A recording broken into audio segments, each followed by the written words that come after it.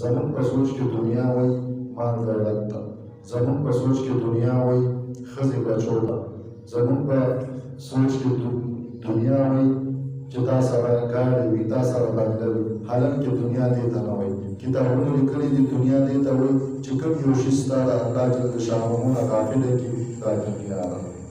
کوم یو شي تا د الله جل شانه نه غافله کړي بس دې ته دنیا وایي. هغه که ستا روزګار دی، هغه که ستا ښځه بچي دي، هغه که ستا مال او دولت دی، که هغه ستا عهده ده چې هغه هر څه دي خو چې دې د خپل رب نه غافله کړي دا دنیا ده. دنیا نه باید په زړه کې ځای نه ورکړي. زموږ خلک دا نن چې موږ ډېر زیات بل طرف ته روان یو د هغې اصل وجه دغه ده چې نن موږ دنیا نه په زړه کې ځای ورکړی دی. سلیمان علیه السلام په لاره باندې روان و، شیطان ورسره مخې ته شو.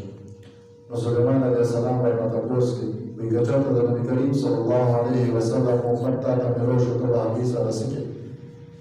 شیطان ورته وویل چې زه به هغې د دنیا په زیب و زینت کې اخته کړم.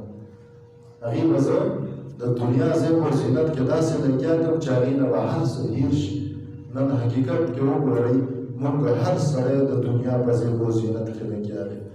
یو کس دا نه وایي چې د الله جل شانه طرف ته راشو، یو کس دا نه وایي چې د الله جل شانه رضا په څه کې میلاوېږي.